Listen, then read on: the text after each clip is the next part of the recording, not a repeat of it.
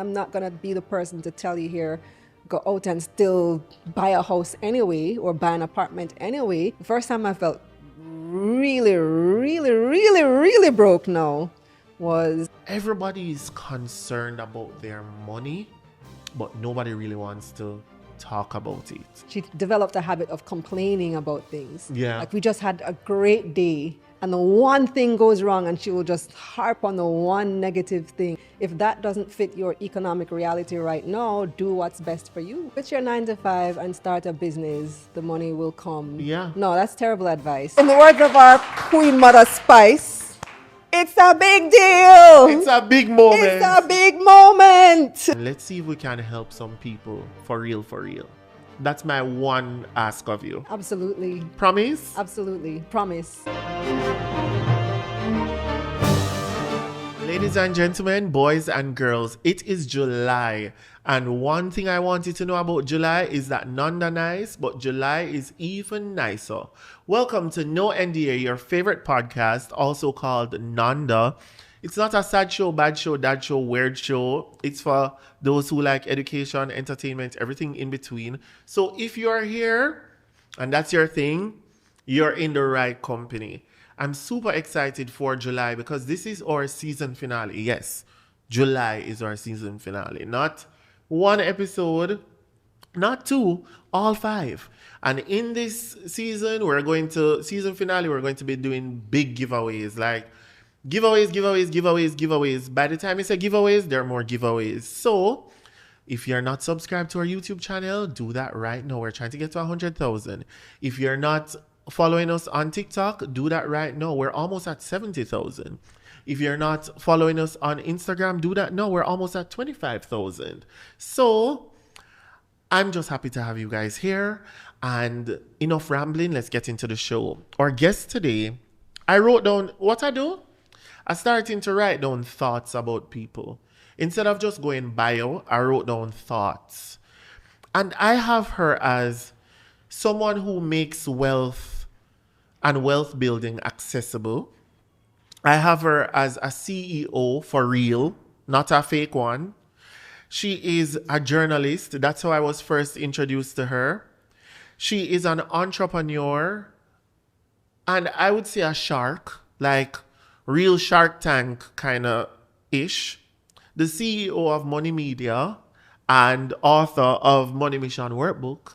The one, the only, the beautiful, she looks great, Kalilah Reynolds. Hey. Woo-hoo. Thank you. You're gone Shannon Sharp with that intro. No, please. No, I would love the reach of his show. Hi. Hey, Rush, it's great to be on your show. I love your podcast, by the way. Thank you. And your favorite episodes are the ones with Mom. Of course. Yes. Mom is the star of the show. She is the star. And she if she were here right now, she would take up the entire room. So, we had her just, yeah. Get it from your mama. Yeah. Money. You are, I think, the face right now of all things money in Jamaica. And I'm so excited to talk to you because we've been having so many money conversations in isolation, right? Like among my friends, in my family, everybody is concerned about their money, but nobody really wants to talk about it. So I want us to be as honest as possible and as real as possible. And let's see if we can help some people for real, for real. That's my one ask of you. Absolutely. Promise? Absolutely. Promise. Okay. Thank you. So, you're from Belize. I am. By the way, it's Belize. Belize. Like Believe. Like I believe. So we Jamaicans are too rough. Y'all always say Belize and it irks me every single Really? time. Can we go Belize? I understand because it's spelled B-E. Okay, and so do you it think again it's for Be? me. Say I believe. I believe. I believe in Belize. I believe in Belize. There you go. I learned something new today. Belize. Yeah. Belize. Yeah, that's where I'm from. When did you move to Jamaica? 2008. So it's been a minute. It's like 18 years this year. Wow. I can't believe it's been that long. 18 years? Because who said 2008 was 18 years ago? No, like, that's for not real. possible. How is it? 2008 was the other day. No, but how is it 18 years and you're 19? Obviously. Like you moved there when you were 1? Clearly. The question I have is, what do you miss the most about Belize? Like now that you're settled in 18 years, you know, like homesickness is not really a thing like one time. What do you miss the most? That's an easy question. Family and food. Food. Yeah. When you travel, isn't food like one of the things you miss the most? Yes. Food from back home. Yeah. Proper food. Yeah, I miss Belizean food. Although Belizean and Jamaican food have a lot of similarities, but Spice. not so much the spice, but Belize has a large Hispanic culture. And so the Spanish side of the food I miss. We don't get that here in Jamaica. The black side of the food is pretty much the same food, the same rice and peas, stew chicken, that kind of thing. But the Spanish side, we don't get it here. What's the name of that soup with the egg in it? The black soup. Chimole. Chimole. You've tasted that? Yes. It's delicious, right? It's so good. But I was looking at it and I was like, yeah, it looks kind of suspicious. like, what is this black dirty water thing? But it tastes flavors. delicious. Yeah. Okay, so you miss the food, you miss and family. and the family. Because my family is all there. I'm the only one here. So I'm not going to go into Kalilah's business, guys. It's not that, but I'm curious. When we have the conversation about journalism and, you know, you've done it all, you've worked everywhere, what convinced you to say, okay, I'm going to continue to build and stay in Jamaica versus go back home? So there was a transition period. I was a journalist in Belize first. So I used to work there on morning radio, morning TV, did it all there, being in the newsroom, news editor at a very young age. And then at some point I said I needed more because Belize is small, right? Yeah. Physically, we're bigger than Jamaica, twice as big, 8,864 square miles. Hear that. But our population is small. We only have 400,000 people. And so there's not a lot of room to grow as an individual in your profession. You're working in a newsroom of 3 people. There were times when I was the newsroom and I'm 24 or 23 and already the news editor. Like, where is there to grow from there? So I wanted more. And I decided I was going to come to UWI to do my master's at Caramac, just to see, you know, explore what Jamaica is like and also to get that education and kind of build and grow in my career. And I just ended up staying. And you just never, that's it. That's kind of it. There's also a certain Mr. Reynolds who had something to do Right. with that. That I didn't want to hear. Man, okay. But yes. Kind of wrote me in and wouldn't send me back. But say that again, wouldn't send me back. Okay. I've been thinking about the last 6 months, right? We're now in July, and when I was driving here, I was thinking about the highlights of the year so far. What would I do differently? And I'm curious to know, what would you do differently when you reflect on the last 6 months? What's one thing that you would do differently? Ooh. I'd stress less. The past 6 months have been extremely stressful. I read this book called The Let Them Theory. Do you know Mel Robbins? Mel Robbins, yes. And after reading that book, I'm like, okay, yeah, just let them. Whoever wants to do whatever they want, understanding that there are things that I can't control. I can control my emotions. I can control my reactions. I can control myself. I can't control other people. And so if they want to behave a certain way, let them. Why are you stressing over it? It's hard. It really is. It's very difficult. Mel Robbins, she has a way of saying it as if it's like so easy. She's like, just let them. The first time you're like, Mel, it's not working. The second time you're like, okay, Mel, I'll try. And then eventually it's like, okay, I'll just let it work. But in terms of stress, what are you doing now to manage your stress? So there's exercise, there's yoga, I'm kind of finding some of the things that I had neglected for years in I remember going to therapy, and my therapist asked me, "What are the things that you enjoy?" And people, Izzy is here. She knows this as well. People ask me all the time, "What are your hobbies?" And I'm like, Hobbies. "Hobbies? What name so? Between work and family, I don't have time for any hobbies. What are hobbies? Hobbies work. I like to work. Any free time I have, I'm gonna work on my book or whatever it is that I need to work on." But over the past couple of months, I've been rediscovering those things that make me me outside of work and outside of family. So somebody invited me recently to go hiking, and I'm gonna try that. I've done it once Yes. before and I loved it. Uh-huh. I've done physical stuff, like I used to do the 5K circuits all the time. I haven't done those in years. I used to do art. I used to do poetry. Haven't done any of those in years. So rediscovering those things, I think that helps a lot with alleviating the stress and just bringing me back to me. This is the year we're getting back to Kalilah. Yeah, yeah, yeah. Getting back to Kalilah. And I'm going to message you in December, and I'm going to ask you the same questions. Okay. And I'm going to okay. touch base with you to see if if anything has evolved and changed, and if you're still, where are you? Like maybe in December, you're going to be like, I've been painting, Rush. Or hiking Yes. or something. Oh, I'm going on a 5K. I don't know that I can do all of them, but Yeah. I'll pick which one I like the most and, make it a regular thing. Yes, I like that. Okay. I know you to be a leader and you're a boss. I've always been curious, and I'm going to take this opportunity to ask you, how would you describe your style of leadership? That has had to change because it has been laissez-faire to begin with.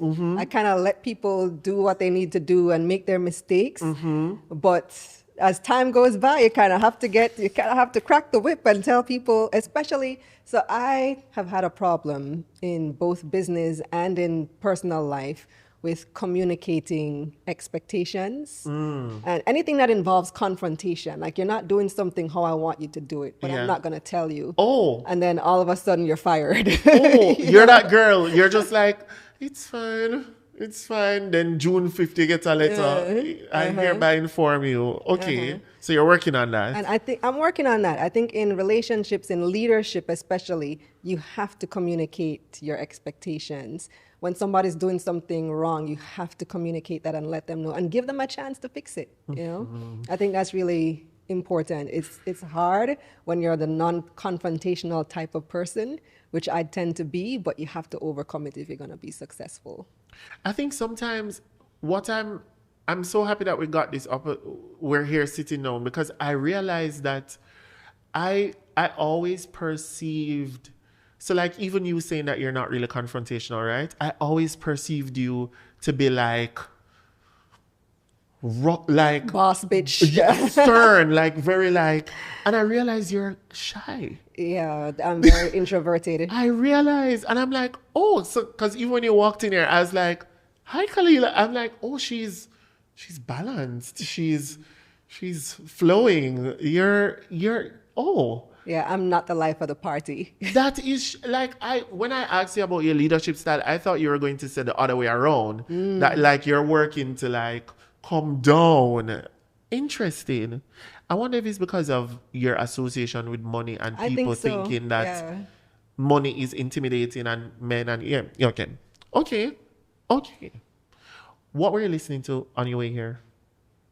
What was I listening to? So my daughter was in the car with me, and she controls the playlist whenever she's driving with me. So whatever she was listening to, some young people music. I don't know. Young people music, dancehall.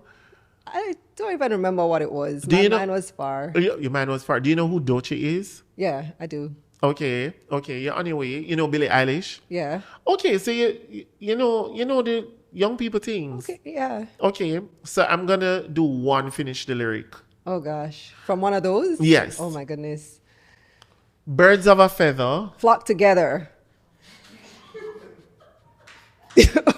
Oh, this is a Billie Eilish song. Birds of a feather, we can sit together. Is that how it goes? But Billie not really open up her mouth and sing. So really, No, it's I don't know what I'm lying for. I know the song, yeah. Yeah. I love you till the day that I Yeah. die. Okay, that was me just warming up. Okay, so I have this game called Bill or Blessing, where we're going to like get into things that are typical to some, not so typical to others, and we're going to determine, or you, not me, but I don't know nothing about money, if it is a blessing or if it's just an expense, like just a bill, right? Because some things, you know, you can flip and turn, and this makes sense and that don't make sense. Please just do with me, all right? So, we want to know if it's a smart spend, not so smart spend, whatever. Bill or blessing? Where should I start? An iPhone upgrade every year. Bill.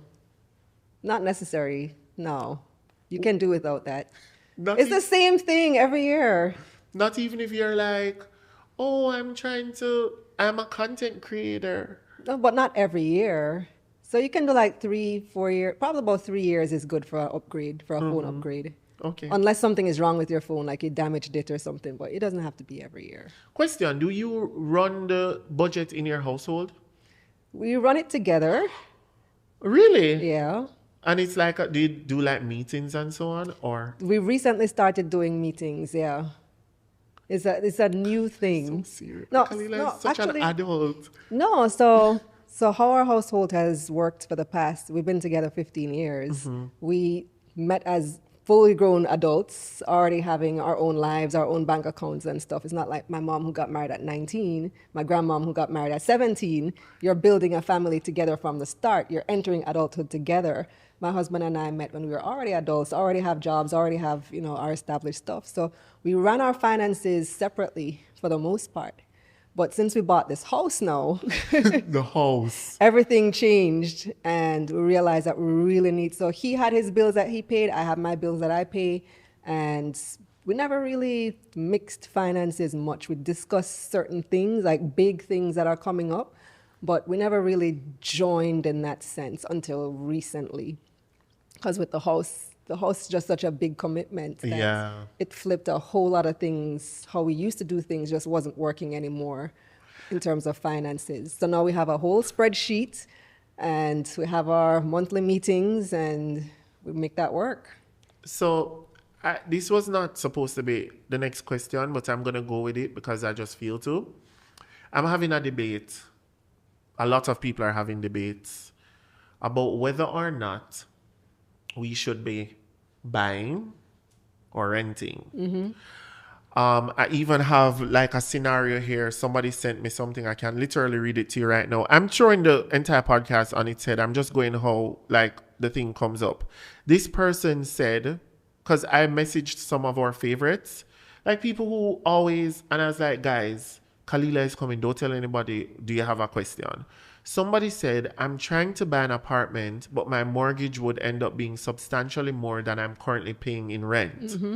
What I can't move past is the anxiety of making such a huge financial decision because I'm not technically building equity until I've finished making the interest payments. Does it really make sense to buy an apartment now, or should I just keep renting and saving up for a larger deposit?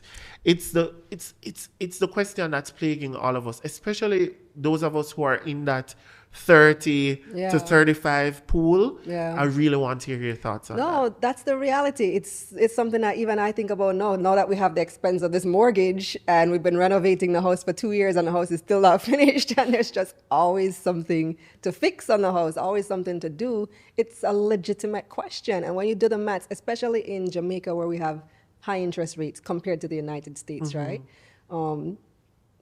That's the reality that you end up with. Your mortgage payment is going to be substantially higher than your rent payment. And for many people, it just doesn't make sense. And I'm not going to be the person to tell you here, go out and still buy a house anyway or buy an apartment anyway. If that doesn't fit your economic reality right now, do what's best for you. Do what works for you. Because with renters, you don't have those overhead expenses. Right. Something happens to the apartment, you call your landlord and them come fix it. You don't have to deal with that, right? Yeah. So we've been sold this dream that home ownership is, the be all end all of what we have to do. But I say it's not absolutely necessary in today's economy. 20, 30 years ago, that Maybe. was the traditional thinking because the situation was different. They didn't have these extremely high rent payments or extremely high mortgage payment. The cost of home ownership wasn't as dramatic as it is today. So it made sense then. It doesn't make as much sense now. But there is something that is wrong in what your person said, that he's not building equity until he finishes paying off the interest. No, you start building equity immediately. Even from your deposit is equity in your home. So on the pro side of home ownership, yes, you get to build equity in a home, meaning you start owning a portion of that home as soon as you put down some money on that home. You start earning a portion of it. And that is an asset that you can use to build other wealth. So you can borrow against that equity. Right. You can do so many things with that equity. And I think that is the part that a lot of us miss in the conversation, because we feel like we don't own the home until we fully pay off everything, and that's not true. So many questions. So many questions. Yeah, So many questions. For us, it was about the reason we decided to move ahead and buy a home anyway. First of all, we bought outside of Kingston. Right. We bought in Mandeville, Good where idea. property is a lot less expensive. Good idea. You get a lot more bang for your buck. Yeah. We have a huge yard, which we love that for the kids. They get to go outside and play. So for us, it was more about, yes, having an asset, building wealth, but also establishing roots for our family. So that's where our mindset was with this home purchase. I think part of the issue that we have when we talk about money is that there's such a big psychological part to it, and feeling feeling accomplished and feeling like you've made it and all of those things. There's a psychology part of it that I think a lot of us struggle with. And just that feeling of security with something that's been sold to you this entire time as being that security blanket. What kind of alternatives do you think exist that are probably a little bit more cost effective and attainable that can help us young people to say, okay, all right, I feel secure, even though I'm taking a route that is not so traditional? Like, I know what you're going to say. Let me hear it. Really? No, I don't know. Because I don't even know what I'm going to say.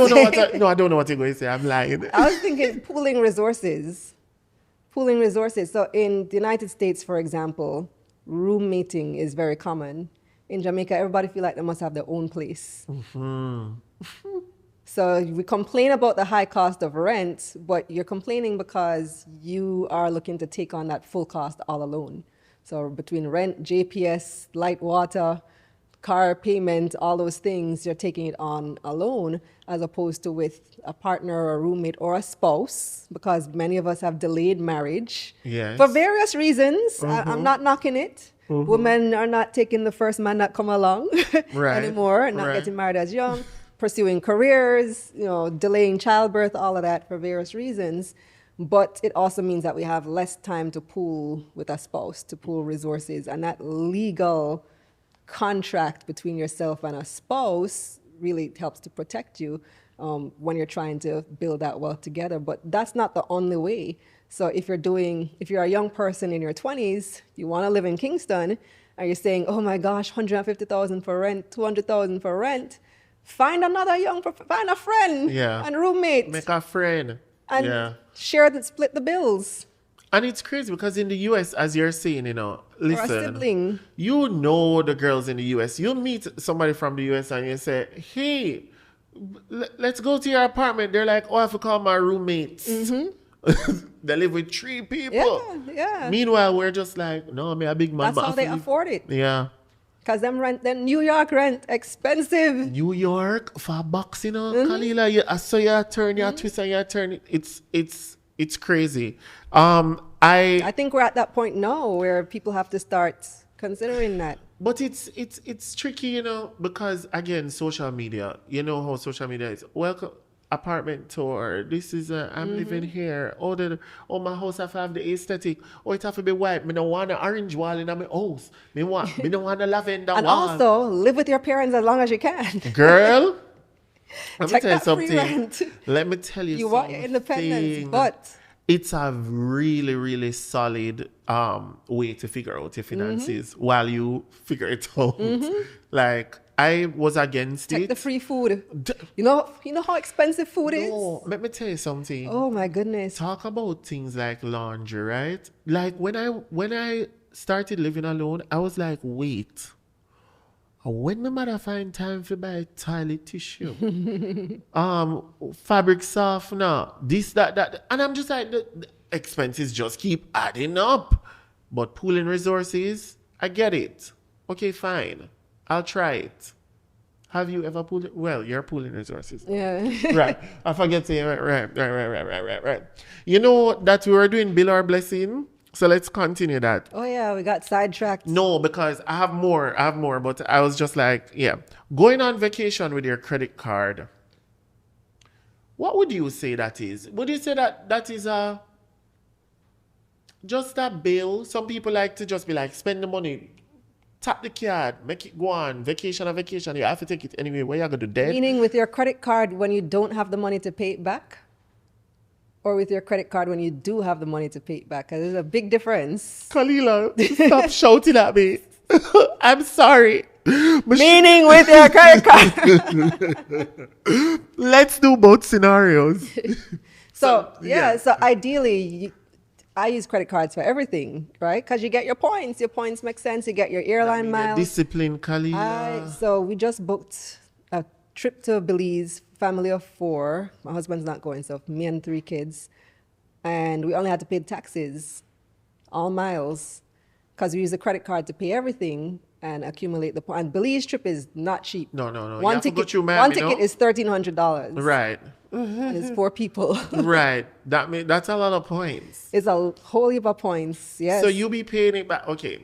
No, answer, and then we'll go into your credit card strategy. Yeah. So if you have the money, ideally you want to have the money to pay it back at the end of the month. Ideally, you want to be able to use your credit card for everyday expenses, pay off those expenses pay off the credit card bill at the end of the month, and then use your points to go on your vacation. Because I'm all for vacation. Take your vacation, right? But you do want to do it responsibly, going into debt for vacation. And listen, I'm all about experiences. I'm going to spend money on an experience over spending money on clothes or something. Jing bang.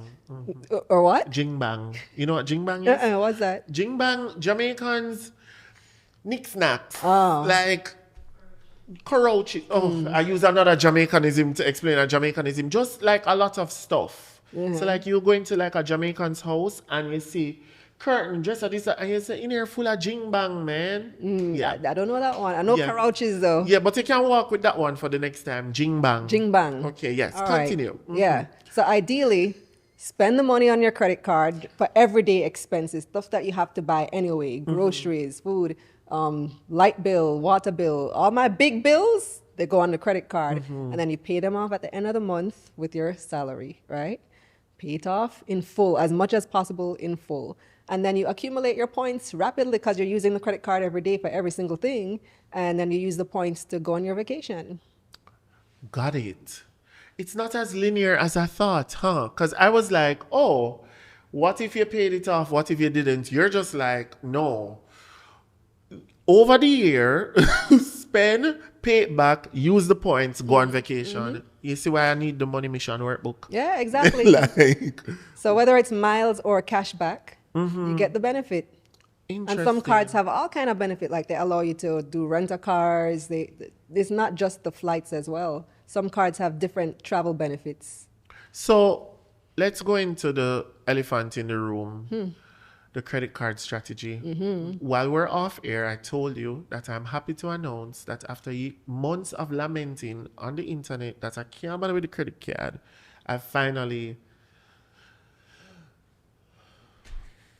been able to breathe because I have paid most I'm almost there, Kalilah. True, when the next day come, I just want it look nice, so I pay that day, right? But I'm out. I'm in the clear, right? In my mind, I want to never, ever, ever, ever, ever, ever, ever get back in a situation where may I look on the statement with one eye open, but I got twep. Like, me no want a dream and wake up and say, the credit card. Never. So let's talk about your strategy. First of all, congratulations. No, on In the the bad words man. of our- Clap me.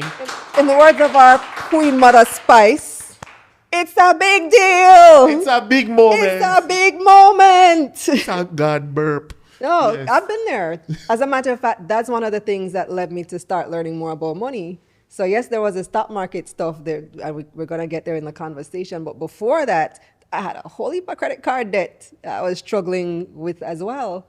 And so I created this strategy to try to figure out, okay, how much do I need to pay back? Because the minimum payment is what gets you in the first place, you know. Kalilah, please. You know. I'm triggered. Yes. They get you with that minimum payment. But what I discovered when I first started going through the statements and trying to make a plan and figure this out, I said, Kalilah, you're smart. You can figure this out, right? Grade 1 CXC Maths third form. That was me. Yet I have credit card debt, right? And I realized that what they tell you to pay as the minimum payment is actually less than the interest. So let's say the interest on that statement comes up to $15,000. And then right next to that, they tell you, oh, but your minimum payment is $10,000. You only have to pay $10,000. What that means is that when you pay $10,000, you're never paying off the principal. Your $10,000 is only going towards the interest because your interest is $15,000.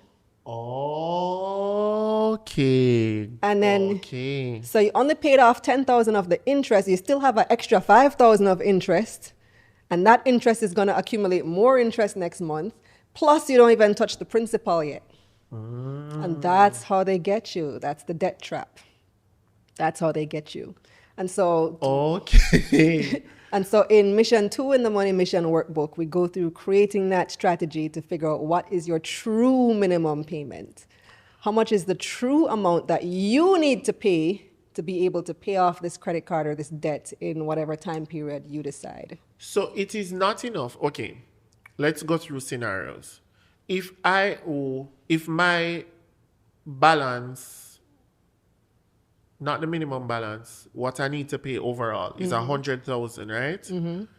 I should not just break it up in 5 and say me I pay 20 per month. Mm-hmm. Get them, girl. That don't make sense. Well, you're gonna end up doing 6 months rather than 5 because you're not accounting for the interest. You have to account for the interest. I know, it caught me. And so what you need to do is anticipate the interest, and I show you how to do that in the workbook and in the course as well. Anticipate how much that interest is going to be. Budget for it. So I put it down in my budget as an expense, interest expense. So when you see how businesses do their finances, they have interest expense as a line item in the business budget. And we need to do the same thing because we're not thinking of interest as an expense. We just make the credit card payment and not really thinking of interest as a separate expense or a separate line item. You need to put that line item in your budget and account for it and pay it off. And then now, what is the trick that these girlies have? Like my mother was telling me, my mother had it, she experienced like you, she gave me a strategy and there was one about when you pay, right? Because there is the statement date. And the due date. And then the due date. Yeah. And then this, that, and that. What's the tea? Yeah, there's a little sweet spot right between those two. Yes, So let's say 13th and 19th. for me, it's the 5th and the 27th, I think, or Wow. something like that. Yeah, but so all right, let's say your statement date is the 5th. Your statement is generated on the 5th of the month. So July 5th is coming up. And I make a purchase. I have a purchase that I need to make, right? Today is July 1st. If I make that purchase today, I'm going to have to pay that that's going to be on my July 5th statement, which is due July 27th. Okay. So I have to pay that off at the end of this month. Okay. But if I wait until July 6th, the date after the statement date, I don't have to pay it off till August 27th. So you get a whole extra month. The audience goes, Extra month and a half to pay that off is not going to be due until then. So that's the little loophole. So if you can wait until right after the statement date, you get an extra month to pay off that item. And you're not going to be charged interest on it until that point. oh. So it's like a free loan. It's like a free loan. So as much as we hate credit cards because of the trauma that it put us through, credit cards are like a free loan because you're borrowing money from the bank. It's a free loan once you pay off the interest before the due date. So you get 20, 30 days interest free. You're borrowing money interest free. And if you take advantage of the little sweet spot, you get up to 40, 45 days interest free. Interesting. So here's what I'll do. I'll work on my discipline for the next few months. And that is the thing, the discipline. And then I'll go back. The discipline, yeah. I'll just, I'll get into it. But here's the trick. All right, this is how you do it. Just all you have to do is don't spend more on your credit card than that's in your bank account. Kalilah. Just treat it like a debit card. Kalilah, that's not nice. Treat it like a debit card. Then, no. If you know you have 200,000 in your debit account, don't spend more than 200,000 on the credit card so that you know you can afford to pay it off in full by the due date. Okay, I guess. All right, maybe I should just leave it alone. Maybe it's just not my thing because if you know yourself, then that might be the best. And I'm actually going to work towards getting into the rhythm and I'll give myself to December to actually pick it up back again. Okay. So like right now, I'll just ease off it and only spend what I have on paper for real. I get it. And then trust me, I've been there. Okay. There was a time where I didn't want to see a credit card. Yeah, man, I don't want your credit. It's trauma. It's traumatizing. I want to do Kalilah's cleanup. I'm going to give you, I have names for everything. I'm going to give you like one of those viral statements that are like popular that people follow, and you kind of tidy it up and package it and give it back to us. Okay? Because sometimes it wrong. So for number one, Kalilah, clean this up for us. Just quit your 9 to 5 and start a business. The money will come. Clean it up? Yeah. Or you want dash it way? Quit your 9 to 5 and start a business. The money will come. Yeah. No, that's terrible advice. Awful. That's absolutely terrible advice. So you do want to keep your 9 to 5 until the money starts coming. Okay. That, in my opinion, that's how I did it anyway. When the money from my side hustle started making more than the 9 to 5, that's when I quit my job.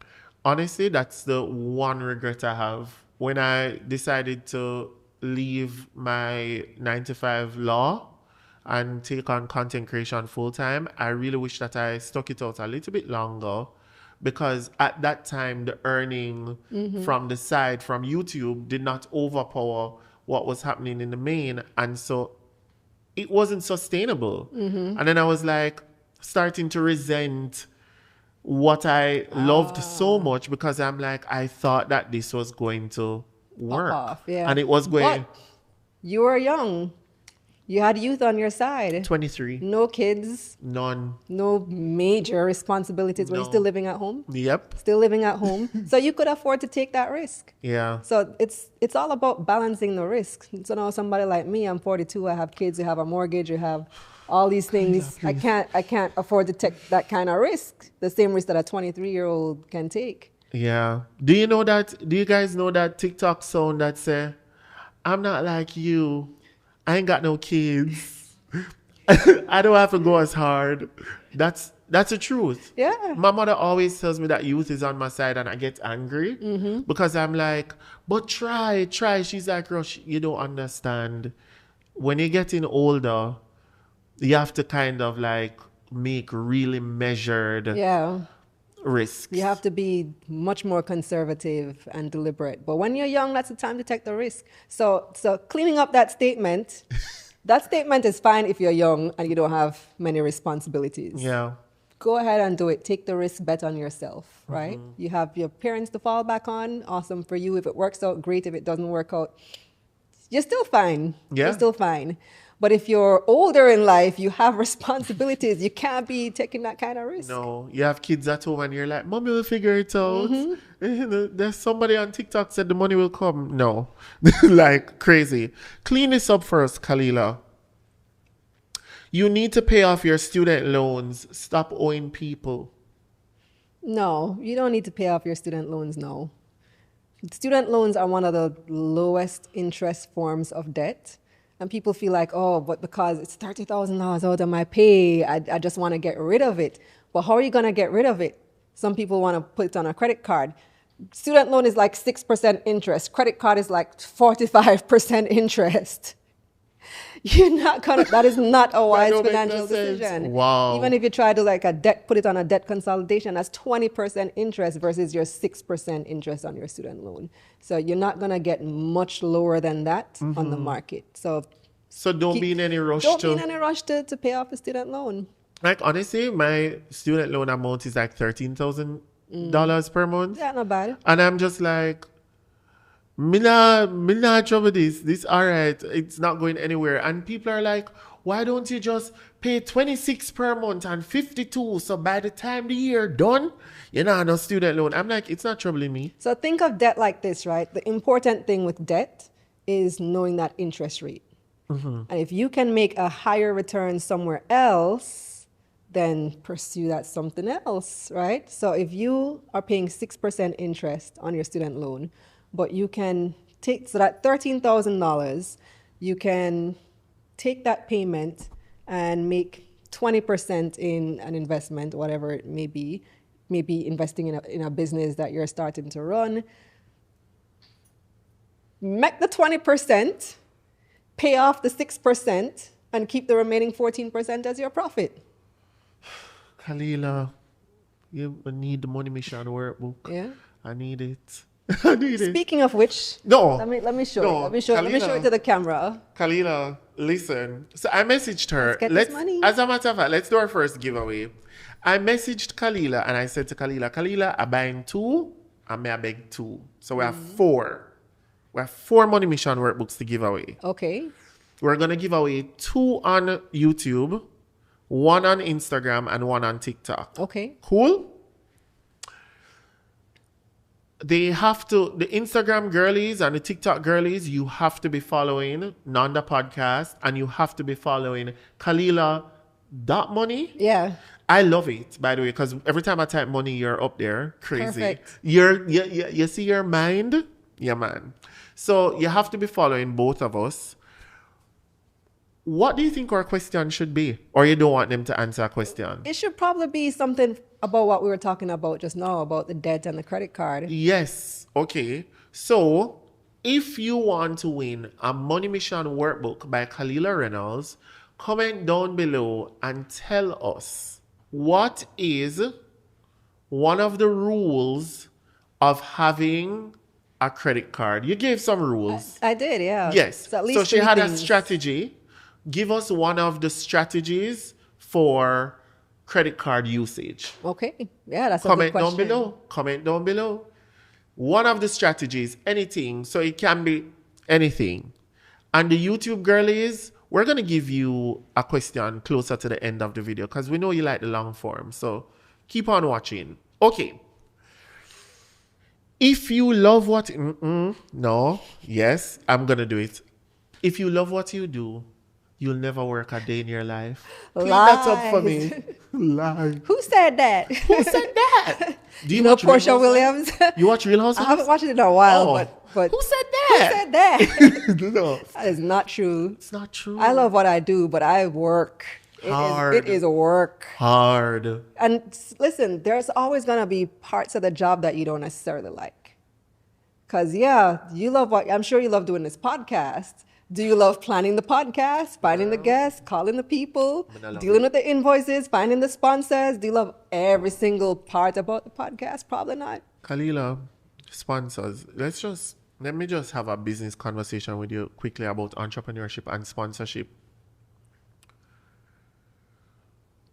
On a scale of 1 to 10, how difficult is it for you to not just pitch, whatever, to secure sponsorship in your business for your shows and all of that? And not, guys, pitching is great. I'm talking about securing sponsorship, start to end. How difficult is it for you? Scale of 1 to 10. It varies. So in the beginning, it was easy.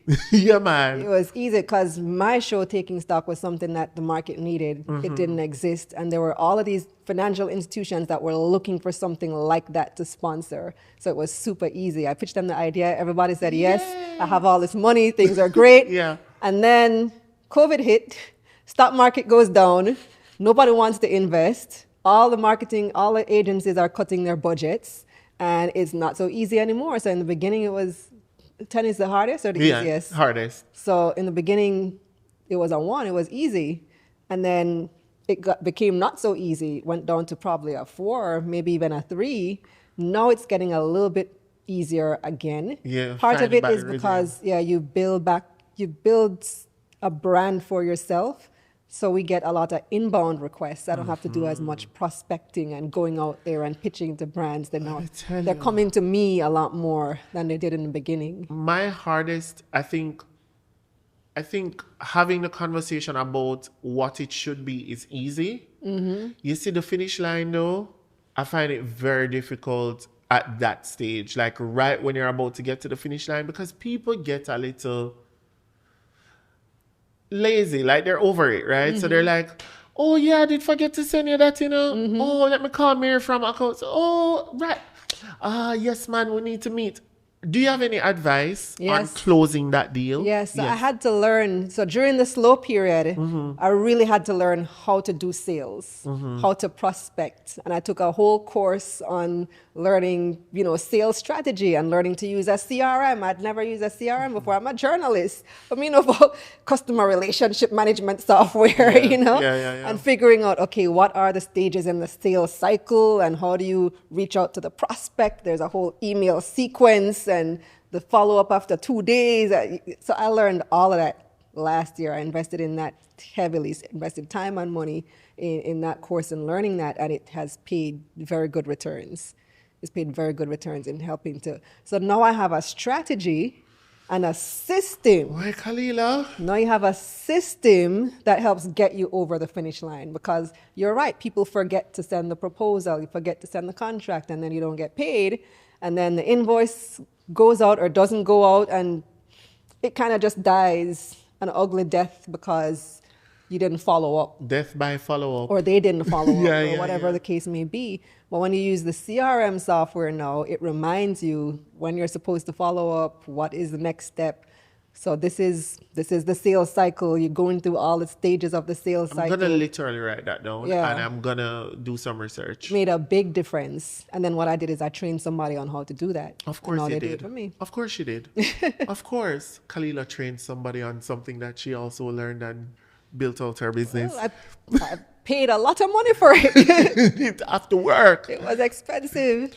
Last the thing, one. People don't like to invest in these courses and education and stuff, but because I've spent a whole heap of money. Because we're like, but I can ask ChatGPT, I can find it on TikTok, I can YouTube University it, and you are just like, yes, I will invest in this course. Yeah, you can. So do that as much as you can, but there's a point at which the free content is not as effective as the paid content. If you want to collapse time, you need to make that investment in the education. If you want to collapse time, because you're going to spend a whole heap of time searching YouTube, searching Google, trying to find bits and pieces of information here and there. Kalilah, this is very, very good mentorship that you're giving right now. No, seriously. And I know that you're accustomed to talking about these things all the time and like it's a regular day in your life. It's like the things that nobody wants to talk about because it's so difficult. Have you always been this kind of person that is methodical? What's the word? Methodological. Methodological. Have you always been this person. Strategic. It's a much easier word. Yeah, man. Have you always been this strategic? This I think so. step-by-step-ish? I think I kind of have a very regimented brain that I can see. I hate to ask you this system. question. When is your birthday? February 11th. You're an Aquarius? Yeah. Ah, like my grandfather, who's an accountant. Oh, okay. Same birthday. No, he's the 12th. Really? Okay. Anyway, instead of spending less, focus on earning more and working harder. I know how you feel about that. Fix up that for me. I think that's a great statement. Instead of spending less, focus on earning more and working harder. Yeah, earning more. You don't necessarily have to work harder if you make the right investments. Sometimes you do need to spend less because some people, the expenses are just way out of proportion to what, living a lifestyle that you simply can't afford. But yeah, focus on earning more is good advice. What was the other part of it? Focus on earning more and Spending less, earning more, working harder. working harder. Yeah, so make your money work harder. And what does that mean? Because I know that you're serious about this part now. Mm-hmm. I want you to break it down. Talk to me like I'm 5. What does that mean? Making your money work harder. Everybody in here has access. Everybody in here, yes, has access to money through employment. Mm-hmm. You earn $200 a month. You worked hard for that money. Mm-hmm. But you are saying, Rush, make that money work harder. Mm-hmm. What that mean? Because, all right, here's the thing. Working harder doesn't necessarily mean you're going to make more money. Right. It doesn't necessarily mean just because you work harder. This is one of the myths that we were taught, that you can save your way to wealth and that you can work your way to wealth. All you have to do is work hard and save, and you will become wealthy. Yeah. But how many poor people how many people who save meticulously? Hard partner. Save, partner, draw. They're very frugal. They don't want to spend money on nothing, and them still broke. Yeah. How many people like that? Several. How many people do you know who work extremely hard, 2-3 jobs, and still broke? Several. Which means that work hard and save does not necessarily equal wealth. You can't save your way to wealth. You can't work your way to wealth. For various reasons, working your way to wealth is a strategy that is only if you're an extremely high earner, it can potentially work. But the thing is, you are trading your time for money. What happens when you run out of time? Because there are only so many hours in a day. Right. So even if you're charging 10,000, let's say US dollars an hour, even if you get to that level where you're charging, you still only have 24 hours in a day. So there's still a if you're a robot. There's still a cap Yeah. on the amount of money you can make in a day, right? And the other way you can run out of time is, well, you can die, or you can become disabled. Something happens to you and you're no longer able to work. So you're no longer able to trade that time for money. And what happens then? I don't What know, happens Kalilah. then? You tell me. I don't know. So the only way to truly get to that next level is to take the money that you work hard for in the beginning and invest that money, and now let that money start multiplying. Let that money start working for you. Because what we're doing with the work hard and save is we're simply trying to add. We're doing basic maths. So we work hard, we save. We work hard, we save. $100, $200. We save another $100, $300. Save another $100, $400. We're simply trying to add. But what we need to be doing is multiplying. Because the banks are multiplying when they charge us interest. Stop. Inflation is multiplying. Deadass. When a patty used to cost how much when you were small? $25. And a patty, you can't even get a patty cocoa bread and a juice for $500 now. The other day I was in the party line and the card machine wasn't working. So I said, let me check if I have any cash. So I found $300. I said, yes, I can buy a $300. How much was the party? $350? $375. $375. Buy a party and share it with my friend. Never even have enough money, but continue. Inflation. Inflation be inflationing, man. But yeah, continue. The cost of living goes up exponentially every single year. And if you're borrowing, if you have a car loan or a mortgage or high interest credit card debt, that is multiplying the amount that you owe. So in order to combat that, we need to multiply the amount that we earn. We can't just do simple addition. Work hard and save, work hard and save, work hard and save, work hard and save, work hard and save times investments. Okay. So you take that money that you worked hard and you saved for, and now you invest it in something and make that multiply. I'm going to ask you a simple question. I have this money, I have a lump sum. What do I just get up and call JMB, Sagicor, NCB, whatever? Like, what do I do with this money? Because like one time, you know, you have to fill out 100 form and then you have to call this lady and, oh, miss, can you... Where do you go? Where do you go? Where do you start? Where do you start? So there's 2 steps. One, you have to open that account, an investment account. Okay. It's different from a regular bank account, regular savings account. So JMB, you have the bank. We also have JMB investments. NCB has the bank. You also have NCB capital markets. You have Scotia Bank. You have Scotia investments. You have Sagicor Bank, Sagicor investments. So you want to go to the investment arm of your financial institution. Or you can choose a different one. Some of them don't have banks, like Barita is another one. Mayberry is another one, right? So number 1, open your investment account. Number 2, educate yourself. What did I say earlier about education? You collapse time, right? You're spending all of this time and energy trying to figure it out on your own. Stuff that took me years to learn. I put it all in a book, put it all in a course, collapse time. So you don't have to take 5 years like me to learn these things. You can, over the course of a weekend, understand all the things that I took 5 years to learn. So number 2, educate yourself. Once you start educating yourself, you'll realize that investing is not as complicated as you thought it was. Right. That there's a lot of things. I've been teaching, my daughter is 7 years old, Nerisi, right? Right. Very bright. So, all right, great story. So Nerisi went to a store and she saw this purse that she really, really wanted, right? Course. Beautiful rainbow-colored purse. It was some designer. I can't remember which designer it was. And we asked the price. The lady said $15,000. I'm like, Nerisi, I'm not buying a $15,000 purse for a 7-year-old. No. I'm not buying it. She's like, but I really love the purse. Mommy, I really love the purse. Also, I've started giving her an allowance. So she gets $500 every week for doing her little chores and homework and whatnot. Such a good mom. So we're there calculating how long it's going to take her to save up the money for this purse. So that's 30 weeks, which is how much months? Enough months. No. 7 months, 6 months, enough time. She's like, oh, she doesn't want to wait so long. Suppose the purse gets sold. She doesn't want to miss the opportunity. She really wants this purse. Her uncle was visiting from foreign. So she said, you know what? I'm going to ask Uncle Roy for the money.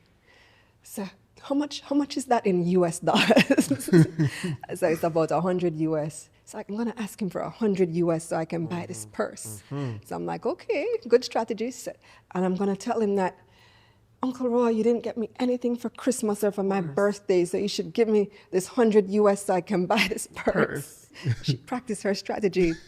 And he came to visit and she asked him for the money and he gave it to her. I was like, okay, good for you, Uncle Roy. Uncle Roy have money. Yeah, Uncle Roy have it. Yeah, so she realized she had about 4,000 and something saved up from her allowance that she'd been saving.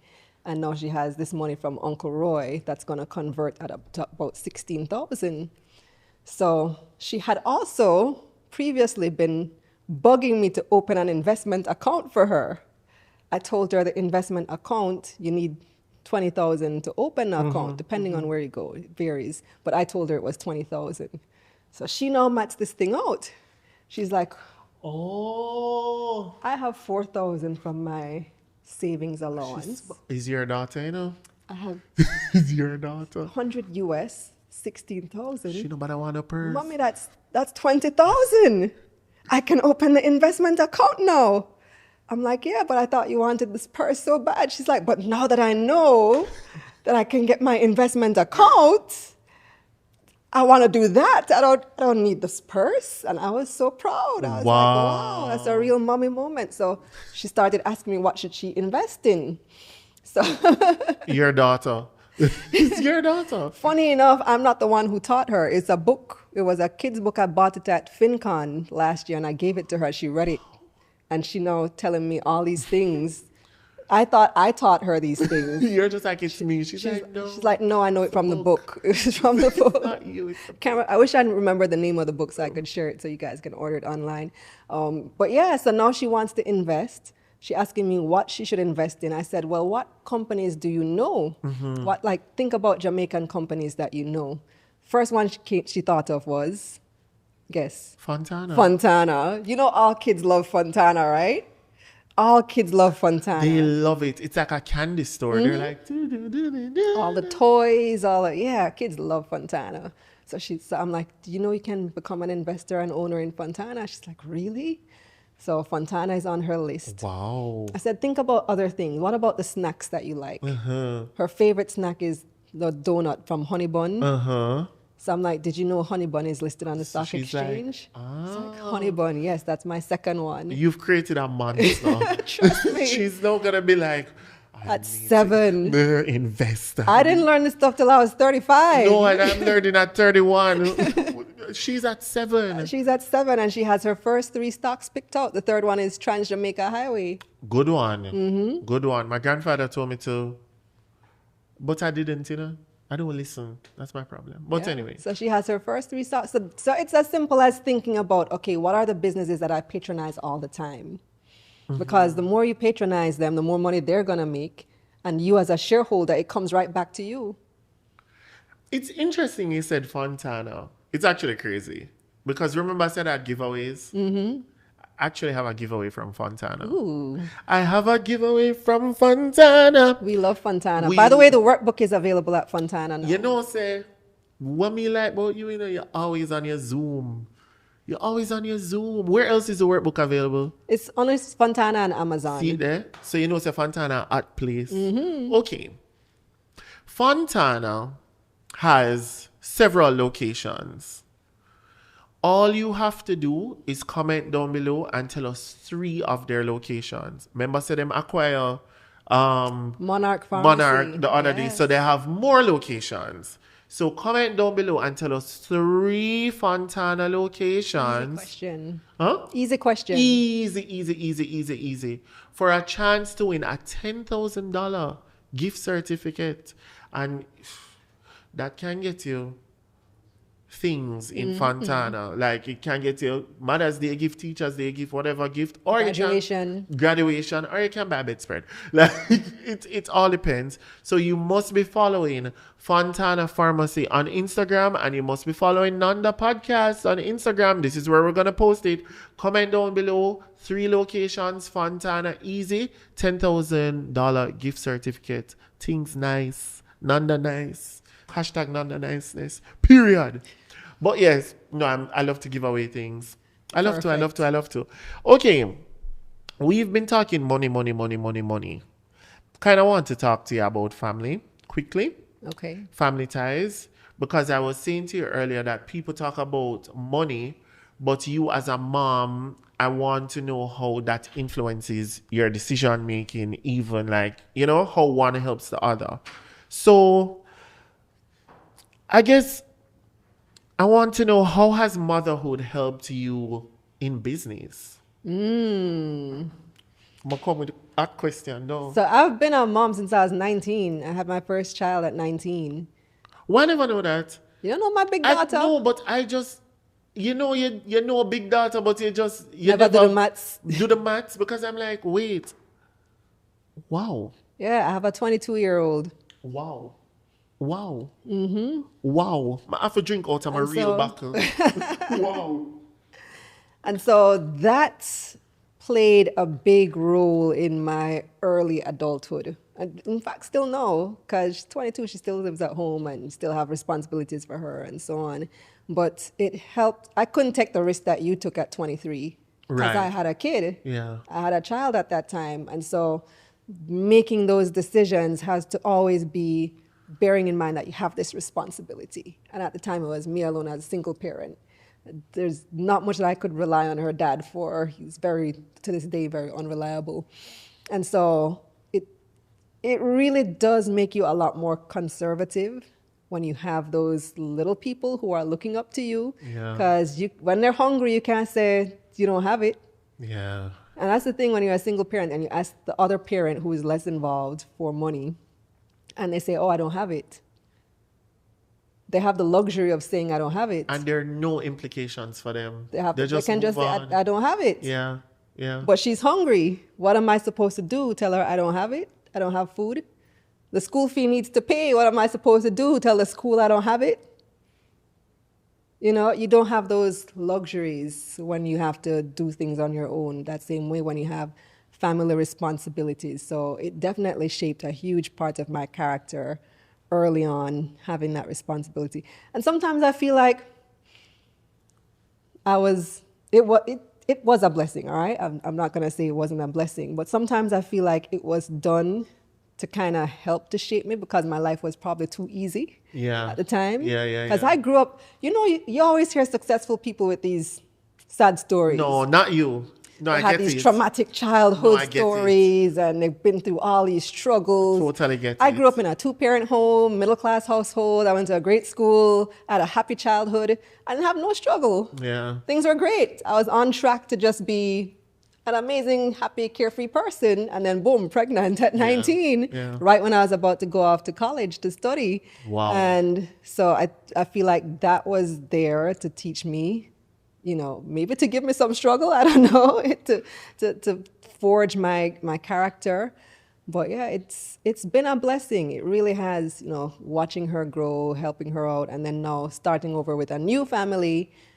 It's a completely different experience. And I realized I didn't answer your question about how it really shaped business, but it shaped my character. Absolutely, because your character has influenced who you are in business. Yeah. And when you talk about even being more conservative and so on, like when you think about business and having to consider others, it really does influence the decisions that you make. Like sometimes you see people just get up and you see them gone for a job all the way in Turkey. Mm-hmm. Oh, please, not Turkey.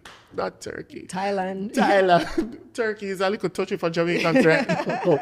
But you see them just up and gone all across the world. Yep. They don't have any kids, nothing. So like it really does influence your decision making. It really does, yeah. Yeah, especially at such a young age. Mm-hmm.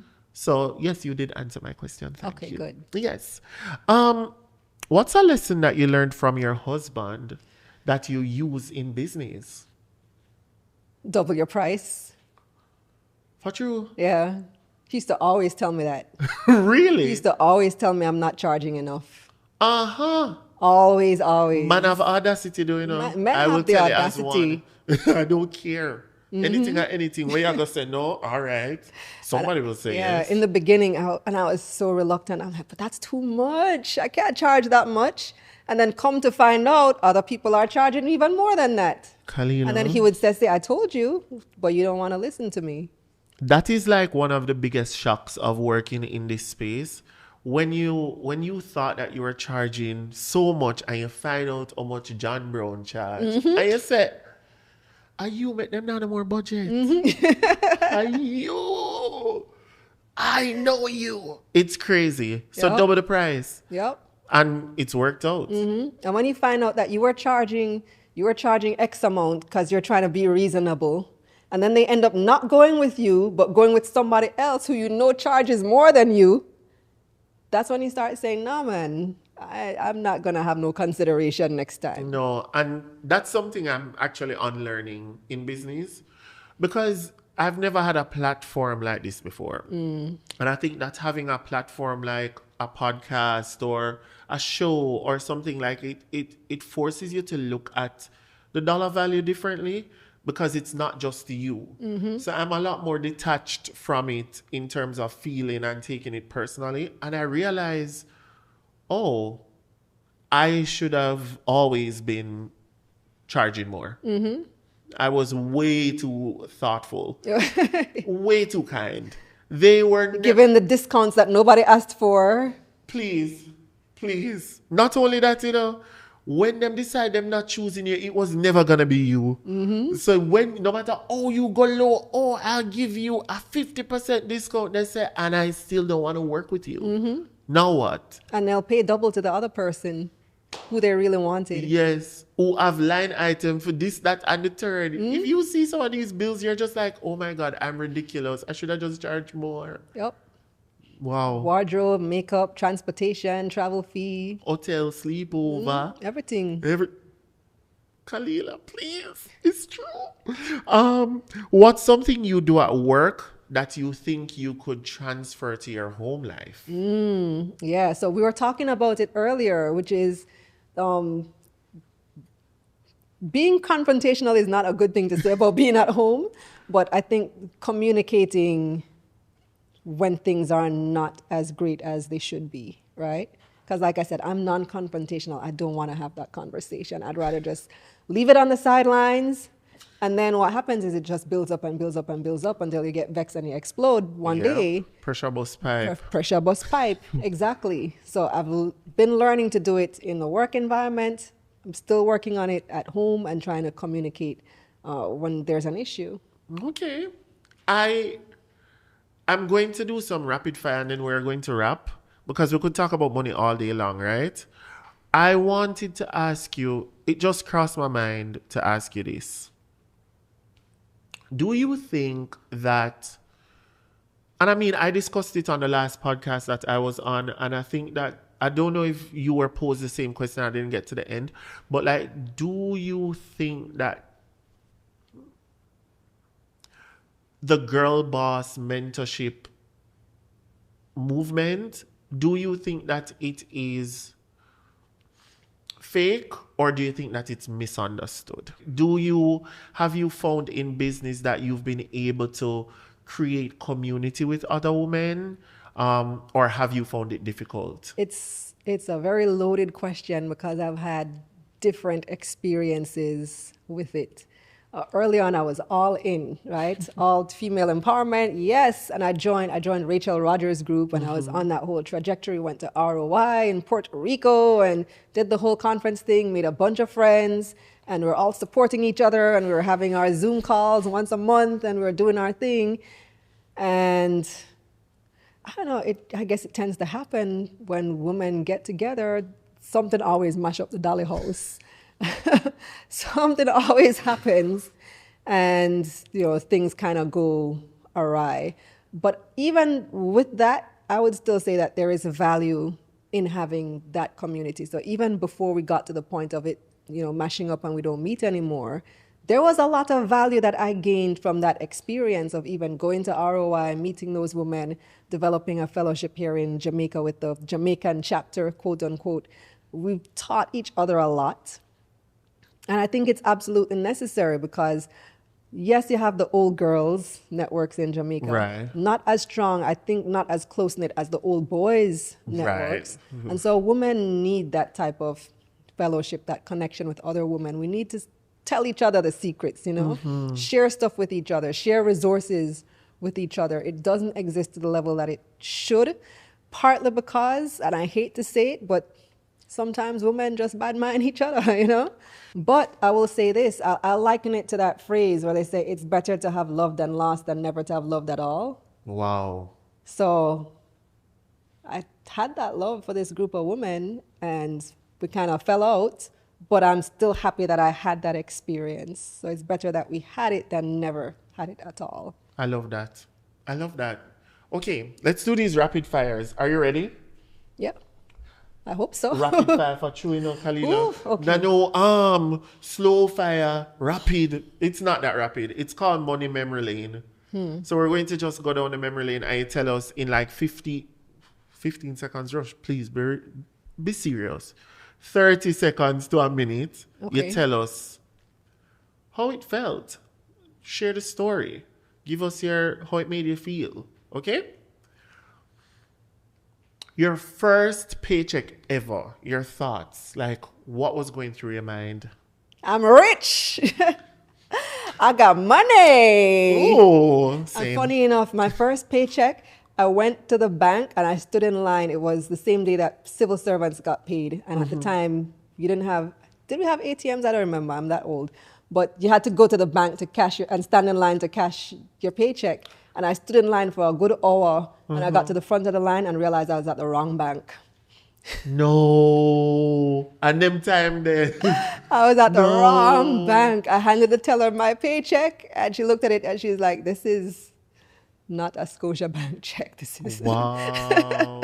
I hope it wasn't on a weekend. No, it was a Friday, and I had to go to the other bank, and there was no line at the other bank. Oh. So at least there was no line, but I wasted a whole hour in line for no reason. Wow. Back in the day. Kalilah, what the hell? No eight anyway. But that's what it's like living in Jamaica now anyway, because ATM is always No, down. I think they had ATM, but there's no direct deposit at that time. Oh. So you get your check and you go to the Yeah. yeah. Just, you know, anyway, you can't ever get stuck in an ATM. It's not a nice feeling. Check, mash up. Anyway, speaking of rich, the first time you felt like, I made it, or I'm making it, or is that not something that you think? I still don't feel that way. Not once, Kalilah, not once you turn to yourself and say, yeah, girl, you have it. Make it in a life. Yeah. Maybe when we moved into the house in Mandeville. Yeah. That's probably, that would do it. Even though the house is still far from finished. Jeez, but Kalilah. just moving, the act of being there, you know. Kalilah, when I go to That was pray like- tonight, I go to pray about that house. It was like- after finish. No, it's like, this is the dream. This is what Yeah. we've been working so hard for all of these years. This is it. We're actually in the house. Yeah. How? And when it's finished, Yeah, I'll that's. be like, I was going to yeah, ask you. How long you think? How long you think? Another 6 at least months? another year. Because these things are expensive. We need to replace the windows. That's $2 million, Kalilah, $2.5 million, My head. just on the windows. Oh, I can't think. No, We sir. need to paint. You know, say the another house would have to miss me. 500,000 at least. What else? Enough things. No, because the people roof, out here don't part of the roof understand. needs to renovate. That's another 1.5. Aye. I already have the mortgage, so all of these are now just salary expenses Aye. out And- of pocket. aye. Things in the house, no, coach? Yeah, You have things can we furnish have it? furniture. We have furniture. Thank God. We're moving out. I was like, can't bring this old furniture into this new house, man. The furniture looks so mashed up. And, I want to show the house so pretty, the new tiles, and you have this old. We just have to make do. No, I tell you, this is what you're going to do. You're going to do a pitch to active home. And you're going to do out your whole house. You just have to make sure, say, post it. You post it for the Yeah, tile. man, I'll figure it out. You have light fixtures. We could use some new ones. Yeah, man, 2 chandelier. Just drop down. Oh my God, my head hurt me thinking about Kalilah expenses. Oh my You gosh. see why though you have to make that decision? Because sometimes they'll be like, oh, get a fixer-upper. It's fine. Don't worry. A big house in the middle of nowhere. You'll be fine. Mm-hmm. How? You reach Chichi and you're out the house. Like, you know what Chichi is? Mm-hmm. Oh. But you never know Jing Bang, but I assume. Your biggest financial regret? Biggest financial regret probably was that credit card. Those credit cards. That credit card debt that took me a couple of years to pay off. Yeah, that was tough. But at the same time, I can't really say I fully regret it because it's the foundation for the book. It gave me the motivation and the knowledge that I needed to be where I am today. So It's what gave us the Money Mission workbook. Exactly. You live and you learn. You live and you learn. Okay. The first time you remember learning about money, why I ask that is because I remember like my grandmother gave me a piggy bank and I had to shake it up and whatever. Your first time learning about money. So in my home, my dad is very cheap. Oh. Right? I grew up with a very frugal parent. And so my first money lessons were on the saving and the not spending, and to the point where you can't flush the toilet every single time because that's extra water. Oh. Yeah, it's one of those. It's the ones on TLC, cheapskates. Yeah, extreme Got it. cheapskates. Yeah. I grew up with one of those. Right. So So I grew up with a scarcity mindset and that you have to be very, very frugal and save every penny. And then on the other hand, you had my mom who was less frugal, but she's very wise with her money. So she will invest in quality. And I feel like I've taken a little bit from both parents. So she sees value in things and she will spend on quality items of value. So she will buy the school shoes that cost more, but it's going to last the whole school year. Right? Whereas my dad will just buy the cheapest one. Yeah. You man, I see a sale down there. We can go in. You man, draw your foot. Yeah, all he wants is the cheapest. Yeah. But then over here you have the value and the quality. So it was two competing mindsets, but those are the first things I remember learning about money, those different mindsets. One more. The first time you felt broke. Please, Kalilah, please. Kalilah's humor kills me because I don't know if you're going to say, I feel broke now. I don't know what you're going to say. Like, I don't know what to imagine. Things rough. Try as you might. There's just always something else. There's always life just be lifing sometimes. There's always something else. Yeah. I'm definitely much better off than I was 10 years ago, 5 years ago, I can say that. But there's just always, every time you make more money, there's something new that comes on that just gets added to your expenses. First time I felt broke was probably when I started living on my own with my child. I was back in Belize City. So 20. I would have been about 21. I had finished school, moved back home, had her. And you have to pay rent for the first time and all the bills for the first time and everything just come out of that paycheck. And formula. What left? What left? You have to survive on the what left, basically. So yeah, that's probably the first time I felt broke. The first time I felt really, really, really, really broke now was I was in Jamaica probably about a year. And I remember I had cooked some chicken. Oh, God. I'd cooked some chicken, and I like the breast part of the chicken. Same. Right? Breast is best. Always. I like the breast part, and that's the best part. And I had packed it up for Richie and Alexa to take to school and to work. And they never ate it. I gave them the breast part, even though that was my favorite part. I took the little whatever was left. And I saw it in the garbage. And I cried over those 2 pieces of chicken in the garbage. Felt. Tears, living tears, because I'm like, look how I sacrificed to give y'all the best piece of meat. And you dash it away, never eat it. That hurt. And that's when I realized I was broke to be crying over 2 pieces of chicken. like, is it really that bad that you need to cry over 2 pieces of chicken? Wow. Because it was a tough time too. It was early in our relationship and I wasn't yet comfortable talking to him about money. Money, right. And so he didn't know what impact that had on me until years later I told him that story. So it's an important thing. I remember seeing a confrontational. And I'm already not confrontational. Over there in the corner, stew. Exactly. I'm already not just like that chicken. I'm already not confrontational. So it's one of the things for couples, you need to talk about money early, especially if you're moving in together, you're sharing expenses. That has to be an early conversation. I really like talking to you. I feel like I'm just learning. Like, watch me now. Yeah, Kalilah, what else? I'm going to get the book. I know I said I'm buying 2 and I'm giving away 2, but I never factored in myself. Yeah, you'll get your copy, no worry. This is yours actually. I need to sign it for you. Thank you. No, you have to sign it for me. Let me just open it. Oh, guys, it has all the things. Debt explained, my money story, types of loans, credit report, debt reduction strategy, using debt wisely, the business news, financial statements, finding value investing strategies. I'm going to get this money, honey. Thank you so much, Kalilah. I know that they're telling me about time, right? But I have one more thing. Okay. I have one more, half a thing. Half.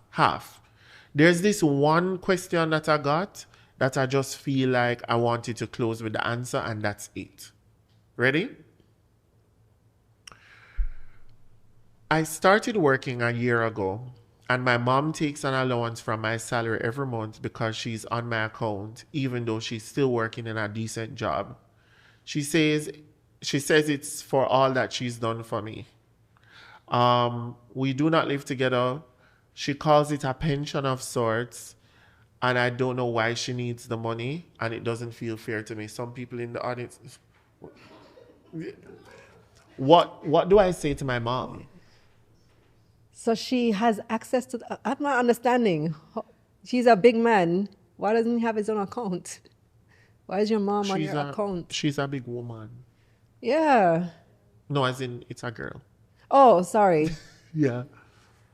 I'm not understanding how that is even possible. Because if you don't want to do it, you don't have to. Open a new account and send your salary to the new account. A lot of people have to give their parents money.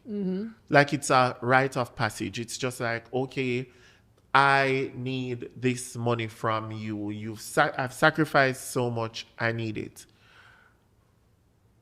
But navigating relationships is already difficult. You put money in the mix. The cost that is not financial far outweighs, like the lack of peace and so on. Right. Yeah. And showing gratitude to your parents. That's one of the things I try to teach my kids every day. Every night before we go to bed, my kids have to say what they are grateful for that day. And I started doing it because my daughter, my 7-year-old especially, she developed a habit of complaining about things. Yeah. Like we just had a great day and the one thing goes wrong and she will just harp on the one negative thing. I'm like, but you had an amazing day. We went to Sovereign, you got ice cream, we bought you a new outfit, you did this, you did that, and you're going to complain about the one thing that you never got? So they started having to do gratitude every single night before bed. And so that's the thing with parents. We often, many times, if your child doesn't want to see what you have given to them or they're not seeing it, you're going to say, oh, they're ungrateful, right? And do you really want that to be the relationship with your parent? That your parent looks upon you as being ungrateful. And so as much as you may not necessarily like it, I am going to side with the parent in this case. What plagues me, and I'm going to be very sensitive in how I approach this, what plagues me all the time is just that time is limited. So I think about, like, I'm having this experience with my mom on this podcast, and I'm just like, I'm so happy that I can watch it back and whatever. And I'm like, there will come a time when all of these conversations are like a blip on the radar because she's not physically here. That's so true. I lost my mom a year and a half ago, almost 2 years ago, out the blue. Yeah. She just up and had a heart attack out of nowhere. Picture perfect health, vegan, exercise daily, had a heart attack at the gym at 60 years old. And what wouldn't I do to get that time back? Would I argue with her over money?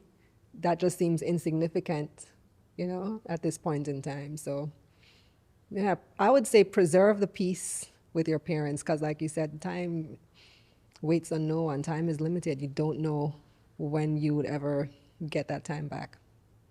You never would. If they're gone, they're gone. Gone. Yeah. Thank you, Kalilah. You're welcome. It was my pleasure. This was great. You're such a good interviewer. Thank you. Thank you. Really. It means a lot that you came here. I'm inspired by you, your platform, and the way that you're changing our lives. Like, I know that there are young people here watching now who are like, okay, today, I'm going home to check the statement. But just the access that you're giving us, it means a lot that you have the resources and that you're sharing it in a way that is easy to understand, easy to digest, all of that. I'm super grateful. I will never forget you out in the yard. Boom, boom, boom, boom, boom. And I never thought that's my claim to fame. That's your claim to fame. I always tell people I'm me dodge bullet down a table. Bad girl, Kalilah. Bad girl, Kalilah. What was the line again? Give it to us.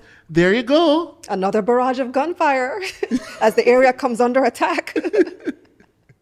So it's crazy that this person I've been watching on TV for so long is here and talking to me about money. Thank you so, so much. It means the world to me.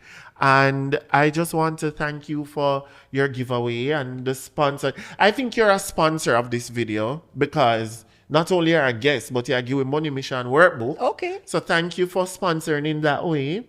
Thank you to Fontana for sponsoring in that way. And thank you so much to the Creative Factory for being such a great partner. Guys, if you want to do anything creative, you want to do cool things, you can come down here with a budget. Please. It's not a free thing, right?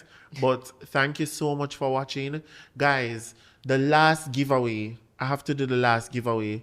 Comment down below and tell us what, okay, there's a phrase that Kalilah used multiple times about, about time. You know what it is? You don't remember? She says, time.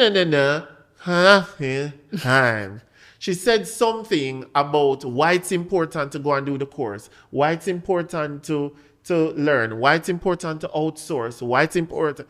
Because something does something to time, right? That is a big takeaway. Comment down below. And as we close, I want Kalilah to say it with me. What should we do this year?